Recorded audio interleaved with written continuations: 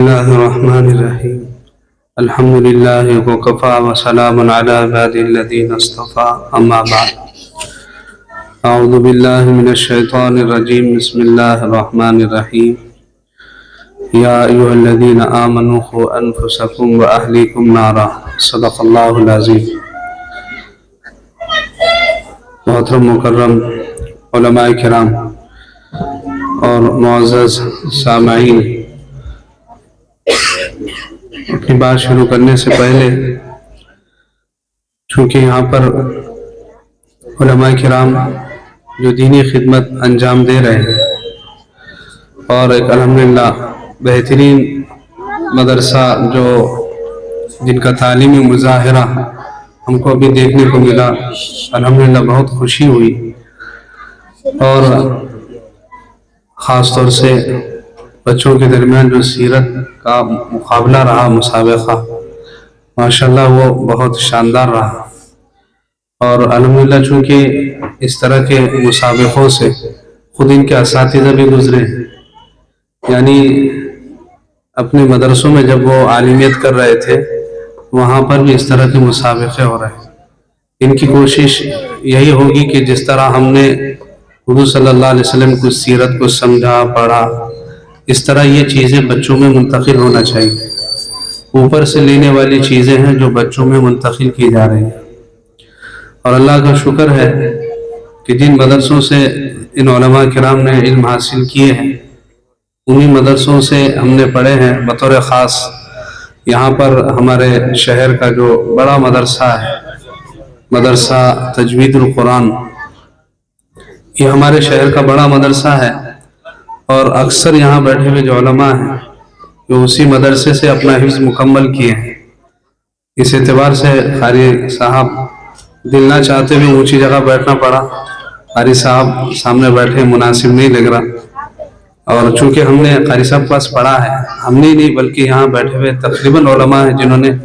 قاری صاحب کے پاس پڑھا ہے. آج گویا وہ جیسے کسان اپنی کھیتی اور فصل کو دیکھنے کے لیے آتا ہے، ایسا لگ رہا ہے جیسے قاری صاحب اپنی محنتیں جو ان کے شاگرد کر رہے ہیں یہاں پر، ایسا دیکھنے کے لیے آئے ہیں. ہم نے ان سے پڑھا ہے اور آج یہ اساتذہ دوسروں کو پڑھا رہے ہیں. اپنی زندگی میں قاری صاحب نے، اللہ جزائے خیر دے، عمر میں برکت دے، ایک ایسی ٹیم تیار کر کے گئی جو ان کی نظروں کے سامنے محنت میں لگی ہوئی ہے. اللہ ان محنتوں کو قبول فرمائے. علماء اپنی محنتوں کے ذریعے سے مکاتب کے نظام کو سنبھال رہے ہیں، کوشش کر رہے ہیں کہ طلبہ وہ دین کو سمجھیں، پرکھیں، اس پر عمل کریں. لیکن اصل ذمہ داری کس کی ہے؟ ذمہ داری ہم نے، حقیقت تو یہ ہے کہ 2 گھنٹے مکتب کے حوالے کرنے کے بعد یہ ہمارے بچوں کے جو ذمہ دار ہوتے ہیں وہ یہ سمجھتے ہیں کہ ہم نے حوالے کر دیا، اب دیندار جتنا بننا ہے ان کو یہ 2 گھنٹے میں بننا ہے، اور ہماری اب کوئی ذمہ داری نہیں ہے. یہ بالکل غلط ہے. ذمہ داری تو اصل ماں باپ کی ہے نا، گھر والوں کی ہے. قرآن کریم میں اللہ تعالیٰ نے خطاب جو انسانوں سے فرمایا اس میں ان کو ذمہ داری یہی ڈالی، قُوْا أَنفُسَكُمْ وَأَهْلِيكُمْ نَارًا، کہ ایمان والوں خود بھی جہنم سے بچو اور اپنے گھر والوں کو، بچوں کو، بیوی کو، سب کو جہنم کی آگ سے بچاؤ. تو یہ ذمہ داری صرف اساتذہ کی نہیں ہے، بلکہ یہاں پر جتنے سرپرست موجود ہیں، اور اگر یہ آواز مستورات تک بھی پہنچ رہی ہوگی تو ان سے بھی میری درخواست ہے، یہ اصل ذمہ داری تو گھر والوں کی ہے. بچوں کی نگرانی، ان کی تربیت اور ان کی دینی نشو و نما کی جو ذمہ داری ہے وہ سرپرستوں پر ہے. اب آپ خود دیکھیے اور اس بات کو سمجھیے، اب یہاں پر بچوں نے تعلیمی مظاہرے میں جو دعائیں پڑھ کر سنائی ہیں اور جو انہوں نے یہاں پر قرآن کریم پڑھ کر سنایا ہے، اس کو جو برتنے کی جگہ ہے وہ اکثر مکان ہے. یہاں کھانے کی دعا مکتب میں سیکھتے ہیں لیکن کھانا تو گھر پہ کھاتے ہیں. وہ پانی کی دعا مسجد میں اور مکتب میں اپنے اساتذہ سے سیکھتے ہیں، لیکن پانی تو وہ گھروں پہ جا کر زیادہ پیتے ہیں. ضروریات ان کو وہاں ہوتی ہیں، سوتے وہاں پہ، نیند سے وہاں بیدار ہوتے ہیں، کپڑے وہاں تبدیل کرتے ہیں. یہ تمام دعائیں جو ہے ان کے اساتذہ ان کو سکھاتے ہیں، لیکن جب عمل کا وقت ہوتا ہے تو وہ بچے عمل کے وقت میں مکتب میں وہ عمل کی چیزیں نہیں ہوتی ہیں، صرف یاد کرائے جاتے ہیں. اب گھر پہ وہ پڑھ سکتا ہے، یہ ذمہ داری کس کی ہے؟ کہ ماں باپ کی ذمہ داری نہیں ہے کہ وہ بچوں کو جو انہوں نے وہاں پڑھ کر اور سیکھ کر آئے ہیں ان کی عملی زندگی ویسی بنے؟ کس کی ذمہ داری ہے؟ مکتب کے اساتذہ کی ذمہ داری ہے؟ ہرگز نہیں ہے۔ صرف سکھا دینا یہ کام نہیں ہے، بلکہ بچوں کو عمل پہ لانا یہ اصل ہے۔ اور اس دور میں عمل کے ساتھ زندگی گزرنا بہت ضروری ہے، ورنہ آگے چلنا اور زندگی کا گزارنا بہت مشکل ہو جائے گا۔ ورنہ یہ بچے تھوڑے بڑے ہو جانے کے بعد پھر کھانے کی دعا بھی بھول جائیں گے اگر عمل میں نہیں ہوگا، سونے کی دعائیں بھی بھول جائیں گے، مسجد میں آنے کی دعا تو کیا مسجد میں آنا ہی بھول جائیں گے اگر ہم نے ان کی تربیت نہیں کی۔ جو چیز ابھی صرف ان کی زبان پر ہے تو صرف زبان سے ہونے سے اثر نہیں پڑتا۔ جیسے اگر آپ کو کوئی ڈاکٹر صاحب اگر گولی لکھ کر دے اور آپ اس کا کئی دنوں کے بعد ڈاکٹر صاحب پاس کوئی پیشنٹ پہنچے کہ ڈاکٹر صاحب آپ نے جو گولیاں دی تھی وہ اس سے مجھے افاقہ نہیں ہوا، تو کہا کیوں افاقہ نہیں ہوا؟ آپ نے دوا استعمال کی؟ کہا کہ ہاں ہاتھ میں رکھا، زبان پہ رکھا، نگلا نہیں اس کو۔ تو جب تک گولی صرف زبان پر رہے گی اپنا اثر نہیں دکھاتی، وہ تو حلق کے ذریعے سے پیٹ میں اترنا پڑے تب اپنا اثر دکھاتی ہے۔ یہاں بچوں کی صرف زبان پر یہ کلمے ہیں، یہاں پر انہوں نے صرف پڑھ کر سنایا ہے، یہ دعائیں جتنی انہوں نے یہاں سنائی ہے وہ یہاں صرف زبان پر ہے، ان کے حلق سے اتارنا مطلب ان کی زندگی میں لانا، یہ ذمہ داری ہے ماں باپ کی۔ اب اسکول کا کوئی پروگرام ہوتا ہے تو اس کو اپنے گھر میں اپنے رشتہ داروں میں سب کے سامنے پیش کراتے ہیں، تو کیا مکتب کے ہونے والے اعمال اور مکتب میں پڑھی جانے والی چیزیں کیا اس میں ضروری نہیں ہے کہ آپ اس کو وہاں پر گھروں میں بچوں کو وہ چیز کر کر دکھائیں، پریکٹیکلی طور پر ان کو کر کے بتائیں کہ وہ اس طرح کریں؟ یہ ذمہ داری ماں باپ کی ہے، اور کل آخرت میں اس بارے میں پوچھ ہوگی کہ تمہارے ذمہ داریاں تھی، تم نے کتنی ذمہ داریوں کو ادا کیا۔ حضور اکرم صلی اللہ علیہ وسلم کے گھر میں جو بچے پلے بڑے ہیں ان کا انداز تربیت یہی تھا کہ آپ صلی اللہ علیہ وسلم عملی طور پر نگرانی فرماتے تھے۔ حدیثوں میں اس کے تذکرے ہیں، آپ نے خود فرمایا غلام سم اللہ وکل بیمینک، بیٹے بسم اللہ پڑھ کر کھاؤ اور اپنے سامنے سے کھاؤ۔ یہ آپ نے بچوں کی تربیت فرمائی ہے، نگرانی کی ہے، اعمال کے وقت ان کی نگرانی کی ہے۔ ایک خاتون نے ایک بچی کو بلانے کے لیے اپنے ہاتھ کی طرف اشارہ کیا، آؤ ہم کچھ دیں گے۔ وہ بچی آئی تو اس نے اس کو ایک کھجور دیا۔ حضور نے فرمایا اگر تم نہیں دیتی، صرف اشارے سے بلانا اگر ہوتا تو یہ دھوکہ تھا۔ یعنی بچوں کو ایسی چیز بھی نہیں کرنا چاہیے جس سے ان کو لگے کہ مائیں دھوکہ دیتی ہے، حضور نے اس سے منع فرمایا۔ اب ایک چیز بات یہ ہے کہ بچے مکتب میں تو جا رہے ہیں لیکن عملی طور پر جو ان کی گھریلو زندگی ہے ماں باپ اس کی طرف بالکل دھیان نہیں دیتے، ورنہ بچپن میں جو بچوں کی ذہن میں ڈالا جاتا ہے وہ اتنا مضبوط ہوتا ہے، عملی طور پر جو ان کی پریکٹس کرائی جاتی ہے، مشق کرائی جاتی ہے عمل کی، وہ زندگی بھر ساتھ آنے والی چیز ہوتی ہے۔ اور بچے آج یہ چھوٹے ہیں، اگر آج ان کی تربیت نہیں کریں گے اور ان کو ان کے حال پہ چھوڑ دیں گے، چاہے وہ مستیاں کرے، گالیاں دے، جھگڑے کرے، ان کی اگر تربیت نہیں کی گئی تو یہ عادتیں ان کے جوان ہونے کے ساتھ ساتھ گناہوں میں پختہ ہوتی رہتی ہے۔ پھر بڑے ہونے کے بعد فکر کرتے ہیں کہ اب اس کی زندگی میں تبدیلی کیوں نہیں آ گئی، جب یہ نرم تھے، جس حال پہ موڑ سکتے تھے نہیں موڑا۔ نتیجہ یہ ہوتا ہے کہ بڑا ہو جانے کے بعد جب وہ مضبوط ہو جاتا ہے گناہوں میں، اس وقت فکر پیدا ہوتی ہے کہ اب اس کو سدھرنا چاہیے تھا، اب اس کو توبہ استغفار کرنا چاہیے تھا۔ اللہ نے موقع دیا ہے، یہ بچے آج بچے ہیں لیکن یہ اس ملک کا مستقبل ہے، اس شہر کا مستقبل ہے، ہمارا مستقبل ہے۔ یہ کل اس میں سے یہ بڑے بڑے کاروباروں پر بیٹھیں گے، یہ علاقوں میں چلیں گے پھریں گے، یہ ایوانوں میں پہنچیں گے، یہ بڑی بڑی ذمہ داریاں سنبھالیں گے۔ اگر ان کو دین نہیں دیا تو وہاں جا کر بگاڑ لائیں گے اور مسلمانوں کی رسوائی کا سبب بنے گا۔ آج سب سے بڑا مسئلہ یہ ہے کہ آج مسلمانوں کو غیروں سے مقابلہ نہیں ہے، بلکہ مسلمانوں کو مسلمانوں سے ٹکر دینا پڑ رہا ہے، مسلمانوں کو تکلیف مسلمانوں سے۔ کتنے ایسے مسائل ہیں کہ جب مسلمان اس مسئلے کو فتنے کو دبانے کے لیے اٹھتے ہیں تو سامنے ان کا مقابلہ خود مسلمانوں سے پڑ جاتا ہے۔ اس کے لیے اپنے بچوں کی تربیت کرنا بہت ضروری ہے۔ اور آج کے جو دشمن ہیں، جو خاص طور سے مسلمانوں کے دشمن ہیں، وہ تو خود یہ چاہتے ہیں کہ مسلمانوں کے بچوں کی اخلاق کو بگاڑ دیا جائے، ان کی ذہنیت میں ایمان کے جو فساد مچانے والی چیزیں ہیں وہ ان کے ذہنوں میں بھرا جائے۔ اس کے لیے آپ دیکھ لیں کہ بچوں کے اندر بگاڑ کی اس قدر صورت پیدا ہو گئی، موبائل عام ہو گیا اور اس میں گیم اتنے عام ہو گئے، آپ حیرت کریں گے کتنے بچے ایسے ہیں کہ ان کو دن بھر میں جب تک موبائل نہیں دیکھ لیتے ان کو چین نہیں آتا۔ کتنے بچے ایسے ہیں جو یوٹیوب دیکھتے بیٹھتے ہیں، گھنٹوں گزر جاتا ہے، اس میں گیم کھیلتے ہیں، گھنٹوں گزر جاتے ہیں۔ ابھی ہمارے علم میں ایک بچہ، اس کے بارے میں معلوم ہوا کہ اس کے والد صاحب جو ہے فجر کے وقت میں جب موبائل کھول رہے تو اس کے اوپر جو اس کا انٹرنیٹ استعمال کرنے کا جو میسج آتا ہے وہ فجر میں ان کو لکھا ہوا آ رہا، 90% آپ نے یوز کیے، 50% یوز کیے۔ ان کو میں رات کو تو سو رہا ہوں اور ایسے میسج آ رہے ہیں۔ تو بعد میں کچھ دن کے بعد پھر معلوم ہوا کہ رات میں ان کے والد صاحب 12-1 بجے جب سو جاتے ہیں تو چھوٹا بچہ ہے، زیادہ عمر نہیں، 7 سال 6 سال کا ہوگا، وہ ایسے خاموشی سے والد صاحب کے سرانے سے موبائل لے کر باہر کے حصے میں بیٹھ کر 3 بجے تک رات میں موبائل پہ گیم کھیل رہا ہوں، اور آن لائن گیم، تو اس میں نیٹ یوز ہو رہا، اور صبح فجر میں والد صاحب کو اٹھنے سے پہلے ایسے رکھ کر جا کے خاموش ہو رہا کہ گھر میں کسی کو خبر ہی نہیں۔ وہ تو بعد میں پتہ چلا ایسی دیوانگی بچوں پر طاری ہو گئی جس کی وجہ سے بچوں پر ان کا اور ان کی جو معصومیت تھی وہ ختم ہوتی جا رہی ہے، ان کے اندر مختلف قسم کی بیماریاں پیدا ہو رہی ہیں۔ یہ ذمہ داری ہماری ہے کہ بچوں کی نگرانی کریں۔ آج کے دشمن وہ بالکل یہ نہیں چاہتے کہ بچے، مسلمانوں کے بچے، ان کے اندر دینی روح پیدا ہو۔ اگر یہ بچوں کے اندر دینی ایمانی قوتیں پیدا ہوگی تو مستقبل میں حالات کو بدل سکتے ہیں۔ ایک وقت تھا جب فرعون نے، جب اس کو یہ معلوم ہوا تھا کہ ایک لڑکا پیدا ہوگا جو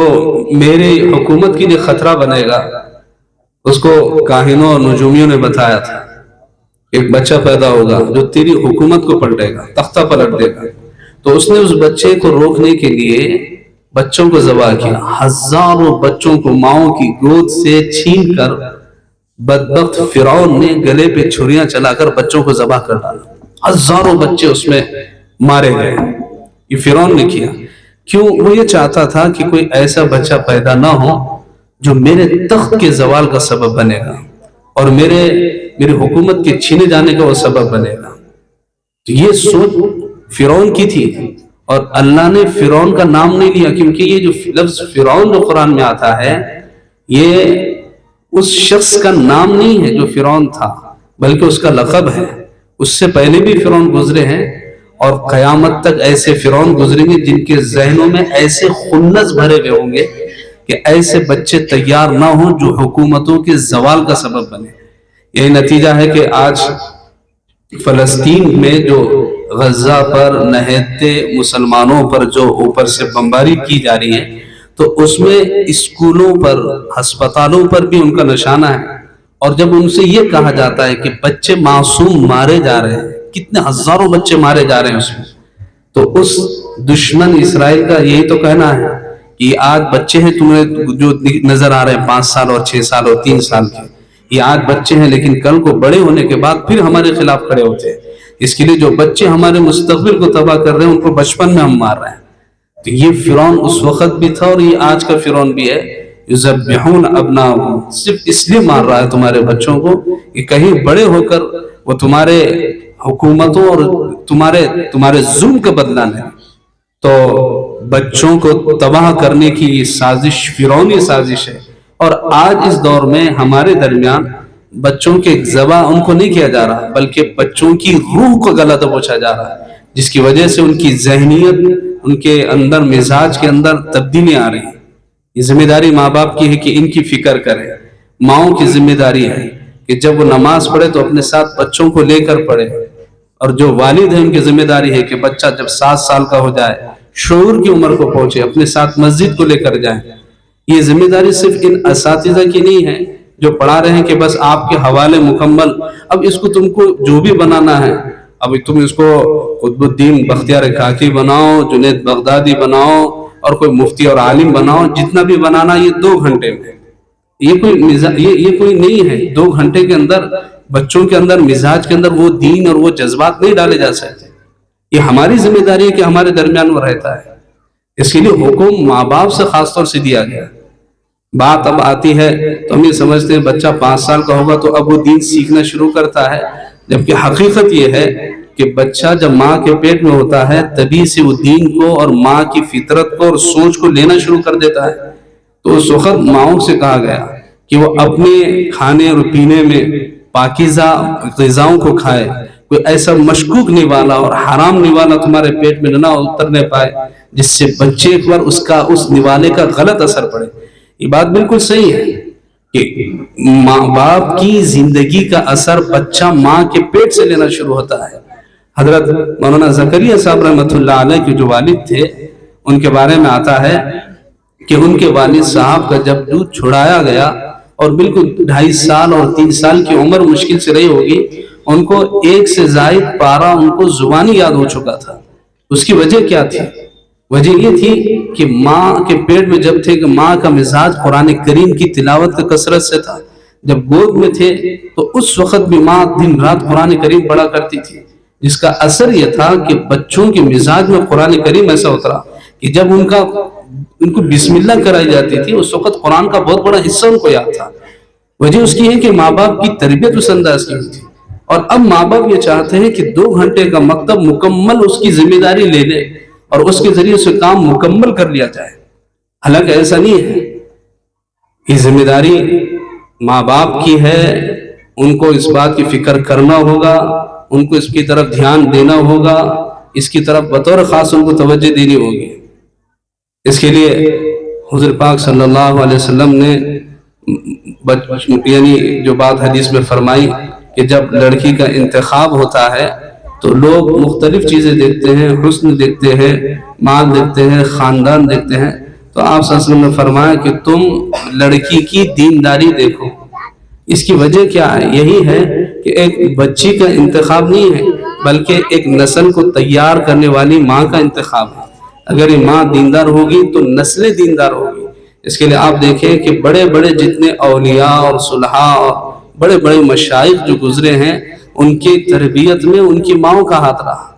ان کی ماؤں نے ان کی انداز سے تربیت کی۔ بختیار کاکی رحمۃ اللہ علیہ کا جو مشہور واقعہ ہے اس میں ان کی والدہ نے ایسی تربیت کی تھی، روزانہ وہ اپنے بچے سے کہتی تھی کہ 2 رکعت نماز پڑھو، اللہ تمہیں کھلائیں گے، اور اس کے بعد خود تیار کر کے بچے کے لیے اٹھا کر چھپا کر رکھتی تھی، اور بچہ 2 رکعت نماز پڑھنے کے بعد وہ چیز کو ڈھونڈتا تھا اور وہ چیز کہیں نہ کہیں مل جاتی تھی۔ ذہن یہ بن گیا تھا اس بچے کا کہ میری ماں نہیں بلکہ اللہ تعالیٰ مجھے کھلاتے ہیں، یہ ماں نے ان کی تربیت کی تھی۔ نتیجہ یہ ہوا کہ جب ایک دن واقعی ماں کسی کام کی وجہ سے اپنے بچے کے لیے کھانا تیار نہ کر سکی اور دوڑتی ہوئی گھر کی طرف نکلی تھی کہ تاخیر نہ ہو جائے اور میرے بچے کو خبر نہ ہو جائے کہ کھانا تیار کر کے میں رکھتی تھی، اللہ نے فضل کیا کہ بختیار کاکی اپنے روز کے معمول کی طرح 2 رکعت نماز پڑھے۔ ماں نے نہیں رکھا تھا، اللہ تعالیٰ نے اپنے فضل سے اس کے لیے کھانے کا نظم فرمایا۔ بچہ کھانا کھا کر سو گیا، والد آئی تو بچے کو دیکھا آرام کر رہا، کھانا تیار کیا، بیٹے دعا پڑھو، نماز پڑھ کر اللہ سے مانگو۔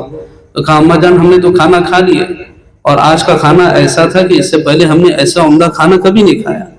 تو اللہ تعالیٰ ایک ماں کی تڑپ پر ایسی مدد فرماتے ہیں، ایسا فضل فرماتے ہیں، کرم فرماتے ہیں، اور آج ماؤں نے وہ نظام چھوڑ دیا، بچوں کو مکمل چھوڑ دیا۔ کہیں جھگڑا کر کے آتے ہیں تو الٹا بچے کے سامنے وہ دوسرے لوگوں سے لڑتے ہیں، جس سے بچے کو یہ خیال ہوتا ہے کہ اب کسی سے بھی لڑیں گے تو ماں باپ ہمارے ساتھ ہیں، چاہے پھر وہ لڑنا پڑوسی سے ہو، چاہے وہ لڑنا کسی اور سے ہو، چاہے پھر وہ لڑنا کبھی استاد ہی سے کیوں نہ ہو، جو آ جائیں اساتذہ سے لڑنے۔ بچے کو لگے گا کہ اگر ہم کو استاد اگر کچھ کہے گا تو کل کو میرے ماں باپ میرے سپورٹ میں آئیں گے، لہٰذا غلطی کرنے کے بعد ڈرنے کی ضرورت نہیں ہے کیونکہ سپورٹ میں ماں باپ ہے۔ اس انداز سے ہم نے اپنے بچوں کا ذہن بنایا۔ اس کے نتائج جوانی میں جانے کے بعد اتنے سخت اور مشکل بن جاتے ہیں کہ ماں باپ کے لیے ان کے یہ یعنی تربیت نہ کرنا درد سر بن جاتا ہے۔ میں ایک مرتبہ جماعت میں تھا تو ایک علاقے میں بہت نیک آدمی تھے جن کا بھی حال میں انتقال ہوا، انہوں نے اپنا خود ایک ذاتی واقعہ سنایا۔ انہوں نے کہا کہ ہمارے علاقے میں ایک شخص تھا جو بالکل جو ہے اپنے دکان پر کاروبار میں لگا رہتا تھا، بیٹھا رہتا تھا، محنت بہت کرتا تھا، لیکن نماز کو نہیں آتا تھا ایک نوجوان۔ تو اس سے ملاقات کے لیے گئے تو اس کے والد صاحب نے بہت ڈانٹا ان کو اور کہا کہ بھائی ہمارا بچہ کاروبار میں لگا ہوا ہے اور آپ جو ہے تو اس کو آ کر لے کے چلے جانا چاہ رہے ہیں، اور بہت جماعت والوں کو الٹی سیدھی بات کہہ کر ان کو واپس بھیج دیا۔ چند دن نہیں گزرے، یہ بچے کو کسی چیز کی لت لگ گئی، نشے کی، کسی اور چیز کی، یا کوئی اور چیز میں اس کو لت جس میں پیسہ لگتا ہے۔ نتیجہ یہاں تک آیا کہ اس نے رات میں والد صاحب جب سوئے ہوئے تھے ایک چاقو لا کر باپ کے گلے پہ رکھا اور کہا کہ جو الماری میں پیسہ وہ مجھے دو، ورنہ یہ چاقو جو ہے تمہارے پیٹ میں گھونپ دوں گا۔ تو والد صاحب گھبرا کر رات میں الماری میں سے جو پیسہ تھا اس کو دیے، اور بعد میں وہ جو جماعت کے ذمہ دار تھے ان کے گھر پہ کھٹکا مارے، بھائی اللہ کے واسطے تم آئے تھے لے جانے کو اس کو، میں نہیں بھیجا تھا، اب آپ لے کر تو چلے جاؤ ساتھ میں۔ آ کر اس کو سفارش کر کے لے جانے کے لیے اس کو اصرار کرنے لگے، اور پھر انہوں نے یہ واقعہ جو ہے تو ایسا ہوا، بلکہ ایک جگہ کہیں اجتماع میں واقعہ ذکر کیے کہ ایسا ہوا کہ ایک بیٹے نے باپ کے گلے پہ چھری رکھ کر گھر کا سامان لے کے چلا گیا۔ تو بیان ہونے کے بعد مجمع میں سے ایک دوسرے چیز آئے اور آ کر ان کو ہاتھ پکڑ کے بولے کہ میرا واقعہ تم کو کیسا معلوم ہو گیا؟ ان کا واقعہ یہ الگ تھے، وہ واقعہ الگ ہوا تھا۔ یہ ایسے کئی واقعات ہیں جو اس میں ہوتے جا رہے ہیں۔ تو مطلب یہ ہے کہ معاملہ بعض مرتبہ یہاں تک پہنچ جاتا ہے کہ ماں باپ کی تربیت نہ کرنے کی وجہ سے، دیکھ ریکھ نہ کرنے کی وجہ سے اولاد یہاں تک گستاخ بن جاتی ہے کہ پھر ماں باپ کی عظمت کا، ان کے وقار کا اور ان کی عزت کا پاس و لحاظ نہیں کرتے، بلکہ ماں باپ ہی کے دشمن بن جاتے ہیں، اور پھر ماں باپ ہی ان کو برے نظر آتے ہیں۔ اس کے لیے قرآن کریم میں جب اولاد کے لیے دعا مانگنے کا جب حکم ملا ہے تو الفاظ یہی ہے، رب ہب لی من الصالحین، اے اللہ نیک صالح اولاد عطا فرما۔ اولاد مانگتے تو ہیں لیکن نیک نہیں مانگتے، اور نیک مانگنے کے علاوہ تربیت بھی نہیں کرتے کہ وہ نیک بنے۔ نہ تو دعا میں کبھی یہ کہتے ہیں کہ اللہ نیک صالح اولاد عطا فرما، اور نہ کبھی اس بات کی کوشش کرتے ہیں کہ دعاؤں کے ذریعے سے اور کوشش کے ذریعے سے اولاد نیک صالح بنے۔ انبیاء کرام نے جب بھی اللہ سے مانگا ہے تو یہی مانگا، رب ہب لی من لدنک ذریۃ طیبہ، اے اللہ ہمیں ہماری نسلوں میں نیک صالح اولاد عطا فرما۔ یعنی اولاد نہیں بلکہ نیک صالح۔ ورنہ ایک شخص کا واقعہ کتابوں میں لکھا ہے کہ بہت رو رو کر خانہ کعبہ کو چمٹ چمٹ کر اس نے اللہ سے دعا مانگی کہ اللہ مجھے اولاد عطا فرما، اور اس کے بعد اللہ نے جو اولاد دی تو اس طرح کی ایسی ستانے والی اور ایسے دکھ دینے والی اور ایسے ماں باپ کو اس اولاد نے رلایا کہ وہ باپ جس نے خانہ کعبہ کو چمٹ کر اللہ سے مانگا تھا کہ اللہ مجھے اولاد عطا فرما، اب وہ جوانی کے اندر جب بچے نے رلایا اور ستایا تو پھر جا کر حرم کو جا کر خانہ کعبہ میں پہنچ کر اور بیت اللہ کی دیوار سے چمٹ کر اب یہ کہہ رہا ہے کہ یا اللہ اس اولاد کو مجھ سے تو چھین لے لے اس کو، اب اس کو ختم کر دے، اب میری برداشت کے باہر نہیں رہا۔ جب اولاد صالح نیک اللہ سے نہیں مانگیں گے اور ان کی تربیت نہیں کریں گے تو پھر عین جوانی میں جب وہ آ جائیں گے تو پھر یہی اولاد ماں باپ کو رونے اور رلانے کا اور تکلیف پہنچانے کا سبب بنے گی۔ اس کے لیے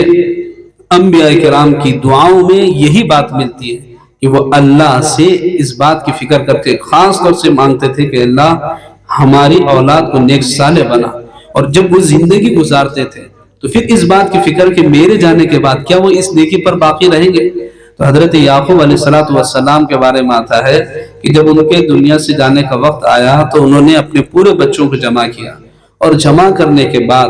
جس باپ نے بہترین تربیت کی، بہترین ان کو توحید پر رکھا اور ان کی بہترین نگہداشت کی اور بہت اچھے سے پال پوس کر بڑا کیا اور ان کو توحید سکھایا، اب وہ باپ جب دنیا سے جا رہا ہے تو بیٹوں کو بلانے کے بعد ان کا یہی جملہ اپنے بیٹوں کے سامنے تھا کہ بیٹوں میں کل کو چلا جاؤں گا، میرے اس دنیا سے جانے کے بعد میرا تم سے سوال ہے، ما تعبدون من بعدی، میرے جانے کے بعد تم کس کی عبادت کرو گے۔ ایک فکر تھی ایک نبی کو اپنی اولاد کے بارے میں۔ حالانکہ تھوڑا سوچئے کہ یہ حضرت یعقوب کی جو اولاد تھی، یہ حضرت یعقوب نبی یعنی ان بچوں کا باپ نبی تھا، ان کا دادا بھی نبی تھا، ان کا چاچا بھی نبی تھا، اور حضرت یعقوب کا بیٹا بھی خود ایک نبی تھے، حضرت یوسف۔ جن گھروں میں کثرت سے انبیاء کرام ہیں، اس گھر کے نبی نے اپنے بچوں کو دنیا سے جاتے ہوئے خاص طور سے یہ پوچھا تھا کہ بیٹوں میں کل کو چلا جاؤں گا، ما تعبدون من بعدی، میرے جانے کے بعد تم کس کی عبادت کرو گے؟ تو انہوں نے اطمینان دلایا کہ ابا جان آپ اطمینان سے جائیے، بے فکر رہیے، ہم کبھی توحید کے اندر کوئی گڑبڑ نہیں کریں گے۔ نعبد الہک و الہ آبائک ابراہیم و اسماعیل و اسحاق الہا واحدا، ایک اللہ کو مانیں گے، جس ایک اللہ کو ابا جان آپ نے مانا، جس ایک اللہ کو ہمارے دادا حضرت ابراہیم اور حضرت اسماعیل اور اسحاق نے جس ایک اللہ کو مانا، اس ایک اللہ کو مان کر جائیں گے۔ آج یہ جو توحید کی بات ہے، یہی بات اپنے بچوں کو سمجھانے کی بہت اشد ضرورت ہے۔ بچوں کو عقیدے کے بارے میں اتنا پختہ کر لیں، اتنا مضبوط کر لیں، کل کو یہ کالجوں میں پڑھنے کے لیے جائیں گے، بڑے بڑے یونیورسٹیوں میں پڑھنے کے لیے جائیں گے، وہاں ان کے سامنے توحید مخالف حالات آئیں گے، جہاں ان بچوں کو سنبھلنا پڑے گا۔ آج ان کا وقت ہے، یہ نرم ہے، ان کے اندر خوب توحید ان کو پلاؤ، اللہ سے ایک ہونے کو خوب بولو اور خوب سمجھاؤ، اور اللہ کے نبی صلی اللہ علیہ وسلم کی رسالت پر ایمان کو ان کو خوب سمجھاؤ،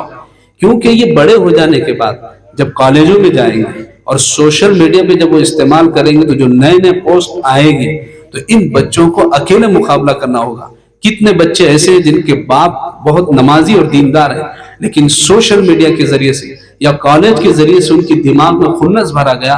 باپ نیک ہے لیکن اولاد فتنوں کا شکار ہو چکی، کوئی قادیانی بنا ہے، کوئی شکیلی بنا ہے، یہاں تک کہ کتنی بچیاں ایسی ہیں جو دشمنوں کی گود میں چلے گئے، اپنے ایمان سے وہ ہاتھ دھو بیٹھی۔ اس کی بنیادی وجہ یہ ہے کہ ماں باپ نے ان کی ویسی تربیت نہیں کی جیسے کرنا چاہیے تھا۔ اپنے اولاد کو یہ سمجھانا پڑے گا کہ ایک اللہ کو ماننا اور اس کے علاوہ کوئی ہمارا خدا نہیں، اللہ کے نبی صلی اللہ علیہ وسلم کی رسالت پر ایمان، ان کے علاوہ کوئی رسول نہیں۔ بات شاید کوئی اس کو معمولی سمجھے، لیکن اس وقت ملک جن حالتوں سے گزر رہا ہے، اس وقت تو خاص طور سے میری درخواست ہے، ابھی اس میں کالجوں میں جو پڑھنے والے اسٹوڈنٹ ہیں ان کے درمیان اگر آپ جا کر معلوم کریں گے، آپ یقین جانیے کتنے اسکول اور کالج کے پڑھنے والے بچے ایسے ہیں جن کے ذہنوں میں شک کے کیڑے پیدا ہو گئے، اب وہ اللہ کے بارے میں شکوک و شبہات میں مبتلا ہے، رسالت کے بارے میں شکوک و شبہات میں مبتلا ہے۔ دشمن نے سوشل میڈیا کے ذریعے سے ان کے ذہنوں کو خراب کر دیا ہے۔ آئے دن ڈیبٹ ہوتے رہتی ہے طلاق کے نام پر، آئے دن ڈیبٹ ہوتے رہتی ہے عورتوں کے پردے کے نام پر، اور اس بارے میں مسلمان خود ذہنی طور پر پریشان ہیں اور نوجوان اس کا شکار ہے۔ تو میری درخواست آپ تمام سرپرستوں سے، اساتذہ یہاں پر ان کے آپ کے بچوں کو تعلیم دے رہے ہیں، سمجھا رہے ہیں، لیکن عملی زندگی وہ آپ کے ہاتھ میں ہے۔ آپ کو اپنے بچوں کو بہترین طریقے پر تربیت کرنا ہوگا، اور جو یہاں سبق پڑھائے جا رہے ہیں یہ سبق جو قاعدے ہی کا ہو یا بالکل بنیادی جو سبق ہے، اگر یہ بچہ بنیادی سبق پر زندگی بھر باقی رہا تو میں کہتا ہوں کہ وہ کامیاب ہے۔ کیوں کہ یہاں آج پہلے دن جو بچوں کو اگر ہم نے یہ پڑھایا ہے، جیسے ابھی یہ بچے بالکل چھوٹے ہیں، یہ باہر کے حالات سے واقف نہیں ہیں، یہ باہر فتنے جو پڑھ رہے ہیں اس سے بچے بالکل واقف نہیں ہیں، لیکن یہ اتنا جانتے ہیں کہ اللہ ایک ہے، یہ اتنا جانتے ہیں کہ محمد صلی اللہ علیہ وسلم اللہ کے رسول ہے، اور یہ بھی جانتے ہیں، جیسے ابھی یہاں پر مسابقہ ہوا ہے، اس میں یہ بچے یہ بھی جان گئے کہ حضرت مہدی کون ہیں،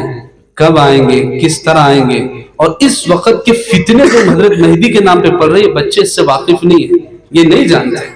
تو یہ باتیں ان کے ذہن میں بٹھانی ہوگی، ان کو یہ باتیں سمجھانی ہوگی کہ بیٹے ایسے فتنے دنیا میں آ رہے ہیں، ان کو سمجھانا ہوگا کہ ان فتنوں کے جواب میں تمہیں کیا کہنا ہوگا۔ یہ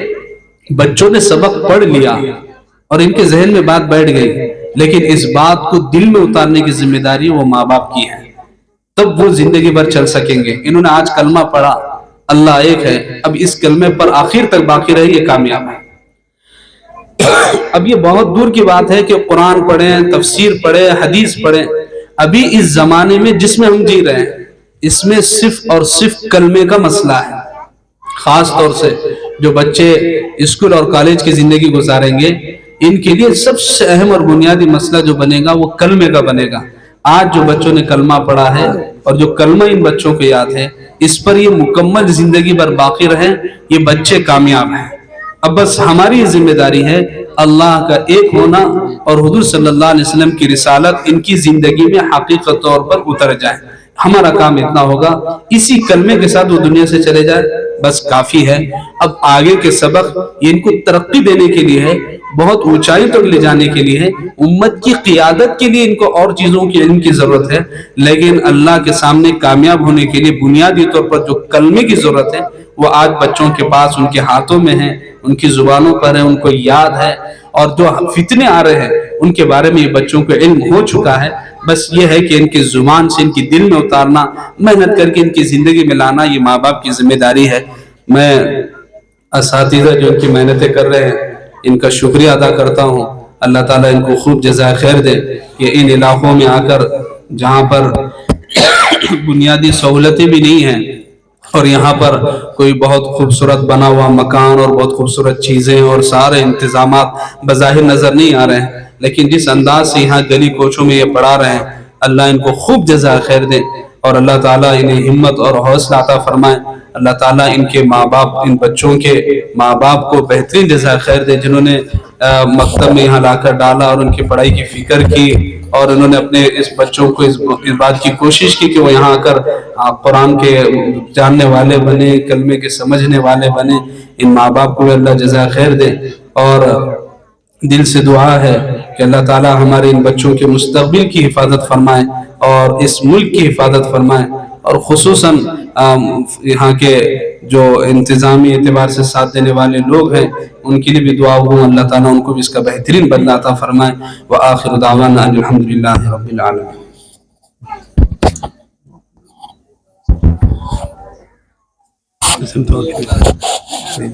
حضرت قاری صاحب سے انشاءاللہ گزارش کرتے ہیں کہ حضرت دعا فرمائیں، انعامات انشاءاللہ طلبہ کو بعد میں دی جائیں گے۔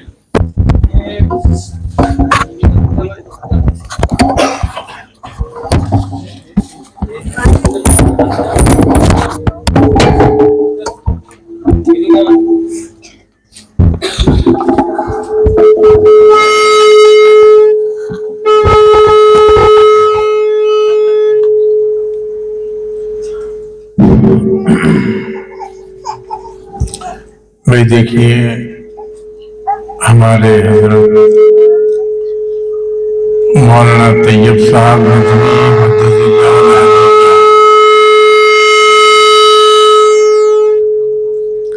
آپ نے تفصیل سے اصلاحی بیان سنا، اللہ ہم سب کو اس پر عمل کرنے کی توفیق عطا فرمائے، اور یہاں جو اساتذہ محنتیں کر رہے ہیں اور جو ذمہ داران یہاں پر خدمت کر رہے ہیں اس لائن کی، اللہ ان کو بھی قبول فرمائے، اور جو احباب اس میں تعاون کر رہے ہیں اللہ ان کو بھی قبول فرمائے۔ لہذا پڑھنے اور پڑھانے والے سبھی احباب کو اللہ قبول فرما کر نجات کا ذریعہ بنائے۔ دعا کرنے اللهم صل على محمد وعلى آل محمد كما صليت على إبراهيم وعلى آل إبراهيم إنك حميد مجيد، اللهم بارك على محمد وعلى آل محمد كما باركت على إبراهيم وعلى آل إبراهيم إنك حميد مجيد۔ ربنا آتنا في الدنيا حسنة وفي الآخرة حسنة وقنا عذاب النار، ربنا ظلمنا أنفسنا وإن لم تغفر لنا وترحمنا لنكونن من الخاسرين۔ اے اللہ ہمارے گناہوں کو معاف فرما، اے اللہ ہماری خطاؤں کو درگزر فرما، اے اللہ ہماری لغزش اور کوتاہیوں کو معاف فرما۔ اے اللہ یہاں جو مکتب کا نظام چل رہا ہے اللہ اس میں جو اساتذہ محنتیں کر رہے ہیں اے اللہ ان کی محنتوں کو قبول فرما، اے اللہ بہترین جزائے خیر عطا فرما، اے اللہ طلباء کو خوب محنت کرنے کی توفیق نصیب فرما، اے اللہ صحیح علم نافع عطا فرما، اے اللہ معاونین محسنین اور اے اللہ ذمہ داران کی پوری پوری مدد فرما، اے اللہ ان کے اس کار خیر کو قبول فرما، اے اللہ اس محلے میں خصوصی رحمتوں کا نزول فرما، اے اللہ ہم تمام کو نمازوں کا پابند بنا دے، اے اللہ دین پر چلنا ہمارے لیے آسان فرما، اے اللہ جہاں کہیں بھی مسلمان پریشان حال ہے ان کی پریشانیوں کو دور فرما، اے اللہ جہاں بھی مسلمان اے اللہ بیمار ہے ان کے شفا کاملہ عاجلہ مستمرہ عطا فرما، اے اللہ جو مقروض ہیں ان کے قرضوں کی ادائیگی کی صورت شکلیں پیدا فرما، رزق حلال نصیب فرما، حرام روزی سے تو ہماری پوری پوری حفاظت فرما، اے اللہ خصوصاً فلسطین کے مسلمانوں کی مدد فرما، اے اللہ ان کے ذریعے اے اللہ فلسطین کو اے اللہ بیت المقدس کو مسلمانوں کے حوالے فرما، اے اللہ ناجائز قبضوں کو وہاں سے ختم فرما، اے اللہ ان کے رہنے کا اور اے اللہ ان کے خورد و نوش کا انتظام فرما، اے اللہ ہر طرح سے رہبری فرما، اے اللہ ہمارے ملک میں بھی امن و امان عطا فرما، ہمارے ملک کے اندر جو بد امنی کی فضائیں چل رہی ہے اے اللہ اس ہواؤں کو تو ختم فرما، اے اللہ ہر لائن سے ہم کو ہوشیار رہ کر اور تیرے دین کو سمجھتے ہوئے قدم کو آگے بڑھانے کی توفیق نصیب فرما، علماء حقانی اور اے اللہ علماء ربانی کی باتوں پر عمل کرنے کی توفیق نصیب فرما، اے اللہ بری باتوں سے ہماری حفاظت فرما، اے اللہ برے مشغلوں سے اور چبوتروں کی بیٹھکوں سے اے اللہ ہماری حفاظت فرما، اے اللہ بری عادتوں سے ہماری حفاظت فرما، اے اللہ برے اے اللہ اطوار سے ہماری حفاظت فرما، اے اللہ ہم کو جب تک دنیا میں زندہ رکھ ایمان اسلام پر زندہ فرما، جب موت کے وقت آئے تو ایمان پر ہمارا خاتمہ فرما، ان تمام دعاؤں کو اور جتنی دعائیں رہ گئی ہے اپنے فضل و کرم سے قبول فرما اور قبول و منظور فرما، ربنا تقبل منا انك انت السميع العليم وتب علينا انك انت التواب الرحيم، سبحان ربك رب العزة عما يصفون وسلام على المرسلين والحمد لله رب العالمين.